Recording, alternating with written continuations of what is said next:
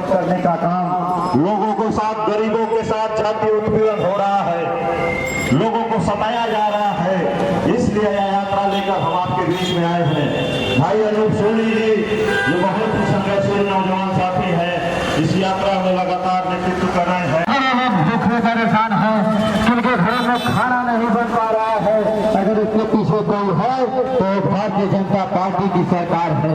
याद करिए आप लोग, जो भारतीय जनता पार्टी की सरकार सत्ता में जब नहीं आई थी तो बड़े बड़े मंचों से उनके देश के प्रधानमंत्री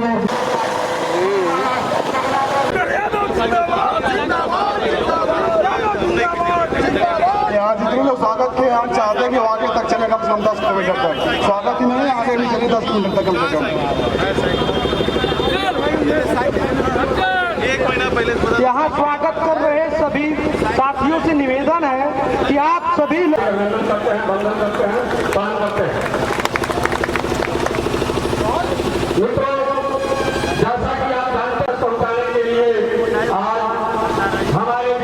शुरू कर दिया। बेरोजगार कितने हैं ये बताना बंद कर दिया। लेकिन इस समय जो बेरोजगारी दर है वो 45 साल में कभी इतनी बेरोजगारी दर नहीं थी जितनी आज है। इसी सरकार की गलत नीतियों के कारण जानबूझ करके इन्होंने परिणाम को लंबित कराया। एसएससी से लेकर रेलवे की भर्तियां तक वो सब लंबित कर दी गई।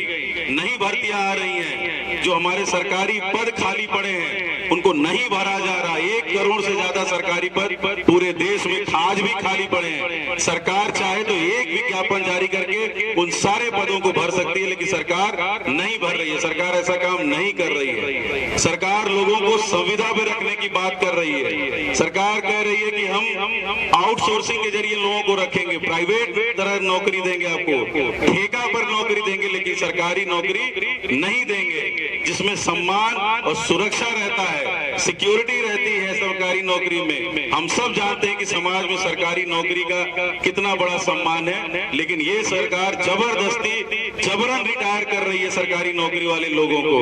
पद सारे खत्म किए जा रहे हैं। नौजवानों के सामने जो आज चुनौती है, इससे बड़ी चुनौती कल रहेगी। इसलिए आज हम लोग पैदल चलकर, साइकिल चला करके लोगों के बीच जा करके उनको जागरूक करने का प्रयास कर रहे हैं कि खड़े हो जाइए इस सरकार के नीतियों के खिलाफ। इनकी जो नीतियां हैं वो बहुत खतरनाक है। आने वाले समय में आज ही वो असर दिखाना शुरू कर दिए हैं। ये जो हमारे देश के बड़े बड़े संसाधन हैं वो सब बेचे जा रहे हैं। देश बेचा जा रहा है, आपके सामने बेचा जा रहा है। हमारा BSNL MTNL तो बिक ही गया, LIC पर दांव लगा दिए हैं, बैंक हमारे बेच रहे हैं, हमारी खनिज संपदाएं बेची जा रही हैं, कोयले की खदानें बेची जा रही हैं, हमारा हवाई अड्डा, बंदरगाह, रेलवे, ये आपका जो नवरत्न कंपनियां हैं हमारी, जो भारत हैवी इलेक्ट्रिकल्स लिमिटेड से लेकर के सेल, गेल, ये सब के सब सरकारी जो हिस्सेदारी है ये सरकार जानबूझ करके बेच रही है। यहीं से तो नौकरी निकलती है, यहीं से तो रोजगार के अवसर मिलते हैं। जिस दिन ये बिक गए उस दिन से नौकरियां तो आना बंद हो जाएंगी, जो थोड़ी बहुत भी नौकरी आएगी उसमें से आरक्षण मिलना भी बंद हो जाएगा। इसलिए ये देश बेच रहे हैं। न रहेगी नौकरी, न मिलेगा आरक्षण। जिनको भी समाज की मुख्य धारा में आना है उनको आरक्षण का कोई लाभ ये सरकार नहीं देगी। खास तौर से जो दलित पिछड़ा साथी है उन लोगों के सारे रास्ते बंद किए जा रहे हैं जिससे कि वो समाज की मुख्य धारा में आ पाए। एक एक करके सारे रास्ते बंद किए जा रहे हैं। आपको मध्यकाल की तरफ ये सरकार ले जा रही है। जानबूझ करके इस सरकार ने इस देश के सभी संस्थानों पर अपना कब्जा कर लिया है, नियंत्रण कर लिया है। चुनाव आयोग हो, संवैधानिक संस्था है या हमारी स्वतंत्र संस्थाएं हो, CBI, ED, इनकम टैक्स, इन सब संस्थानों से आप देखिए कि क्या हो रहा है। आप अखबार पढ़िए, जो भी आप न्यूज देखते हैं उसमें यही पाएंगे कि ये सारा सब कुछ विपक्ष के लोगों पर कार्रवाई हो रही है। CBI ने जितनी कार्रवाई की होगी सब विपक्ष के लोगों पर। तो कैसी निष्पक्ष संस्था है ये? कैसे हम मान लें कि ये स्वतंत्र फैसले लेते हैं? इस देश में मीडिया नाम का कोई चीज नहीं बचा है जो सरकार से आपके मूलभूत मुद्दों पर, आपके जेन्युइन मुद्दों पर सवाल उठा सके। आप ये जो हमारे बैठे हैं सब्जी वाले भाई, हमारे नौजवान साथी जो यहाँ पर हैं, हमारे जो व्यापारी बंधु लोग यहाँ पर हैं, हमारे जो किसान भाई यहाँ पर हैं, कौन ऐसा है जिसकी बात इस देश की मीडिया सरकार के लोक प्रतिनिधियों से पूछने का काम करती है। मीडिया सरकार के एजेंडे पर काम कर रही है।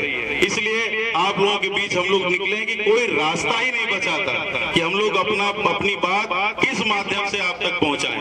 इसलिए लोगों के बीच हम लोग निकल पड़े कि हम लोग चलेंगे, एक एक व्यक्ति को समझाएंगे, बताएंगे कि इस देश का लोकतंत्र खतरे में है, संविधान खतरे में है और लोगों को मिलने वाला आरक्षण खतरे में है। और इसकी वजह से आने वाले समय में इस देश के सामने बहुत बड़ी समस्या खड़ी होने वाली है। स्तर बेहतर कर सके, महंगाई कम कर सके, रोजगार आपको दिला सके और आपके जो संसाधन है इस देश के वो कोर्ट से लेकर के हमारा जो ब्यूरोक्रेसी है ये सब अपने अस्तित्व में बने रहे, देश बचा रहे, तभी जाके हम सबका भी भविष्य इसमें बेहतर हो सकता है।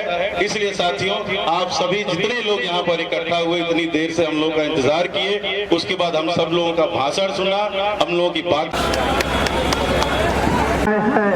तो आदरणीय अखिलेश यादव जी के संदेश को लेकर आए हैं। जय गरीबों, किसानों, नौजवानों, ये भारतीय जनता पार्टी की सरकार ने जिस तरीके से गरीबों के ऊपर उत्पीड़न, नौजवानों और व्यापारियों के व्यापार को चौपट करने का काम किया है, इसलिए एक एक नौजवान को, एक एक दुकानदार और व्यापारी साथी को हम जगाने निकले हैं। यात्रा का नेतृत्व कर रहे हैं, लगातार यात्रा का हौसला को बढ़ाने का काम कर रहे हैं। आपके हक अधिकार की लड़ाई को लड़ने के लिए साइकिल बना बैठी है। आदमी को घरे से बाहर निकलने में डर लग रहा है। सब नौजवान अपने घरों से निकलकर उसकी शरीर में अपनी साथ रहेगी जब तक आपकी अधिकारों की लड़ाई लड़ने के लिए इस तानाशाही सरकार।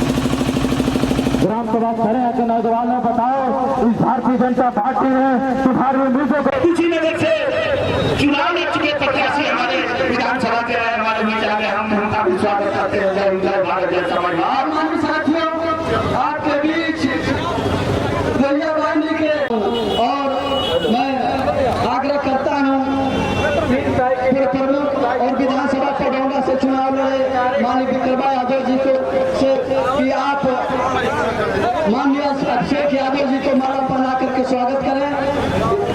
इसी क्रम में मैं आग्रह करता हूं भाई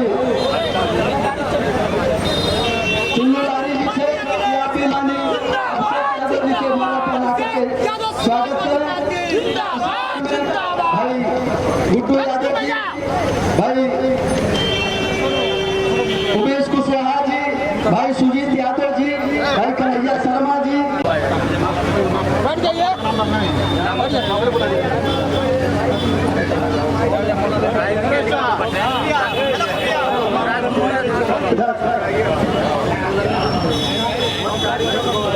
सम्मानित साथियों, राजकिशोर सिंह जी, ग्राम प्रधान चौरा, खास भाई अशोक कुशवाहा जी, भाई बिरजा प्रसाद जी जो लखनऊ में है, तो इनसे आग्रह करता हूँ कि आप एक माला बना करके स्वागत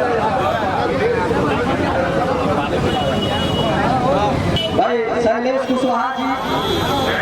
बचाई है, इसके अलावा कोई दूसरा रास्ता नहीं बचा है। भारतीय जनता पार्टी की सरकार ने किसानों के, नौजवानों के, महिलाओं के, व्यापारियों के, सभी के खून के आंसू रुलाया है। महंगाई इतना ज्यादा बढ़ा दी है कि घर चलाना मुश्किल हो गया है। रोजमर्रा की चीजों के दाम, पेट्रोलियम के दाम जानबूझ करके सरकार ने बढ़ा करके रखे हैं। अर्थव्यवस्था चौपट हो चुकी है, बर्बाद कर दी है। ऐसे लोगों के हाथ में सत्ता सौंप दिया आपने। इन्होंने आज डॉलर के मुकाबले रुपया 83 रुपया से आगे चला गया। 83 रुपया 23 पैसा कुछ था आज। डॉलर लगातार हमारे रुपए की रोज आबरू लूट लेता है, लेकिन कोई सवाल पूछने वाला नहीं है, न कोई बोलने वाला है। उधर कोई जाने ही नहीं देता, आपका ध्यान ही नहीं जाने देता है। इस देश की अमूल्य संपदाओं को बेचा जा रहा है। एक तरफ देश बेचने वाले लोग हैं और एक तरफ देश बचाने वाले लोग हैं। तय आपको करना है कि आप किनके साथ खड़े हैं। देश बेचने वाले वो लोग आपका कुछ नहीं छोड़ रहे। आपकी रेलवे बिक रही है, आपका LIC बिक रहा है, आपका मंडियां बिक रही हैं, जो हमारी बड़ी बड़ी मंडियां थी, उन मंडियों के जरिए आपकी जमीनों पर नजर है यहाँ की पूंजीपतियों की।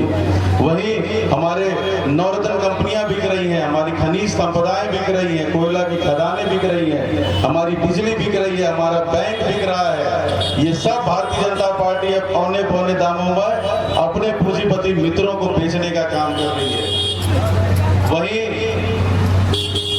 जब कोई चीज बिक जाता है तो बहुत लोग आरक्षण और सामाजिक न्याय की बात कर रहे थे, जातिगत जनगणना की बात कर रहे थे। जब इस देश के पास रिसोर्स ही नहीं रहेगा, हमारे पास संसाधन ही नहीं रहेगा, तो हमारी हिस्सेदारी कहां पर होगी? यह आपके सामने सवाल किया जा रहा है। ब्यूरोक्रेसी को तो अपनी जेब में कर लिया गया है, मीडिया राग दरबारी बन गया है। एक सवाल मीडिया की जेन्युइन मुद्दों पर सरकार से नहीं पूछता है। मीडिया नाम की चीज इस देश में नहीं रह गई है।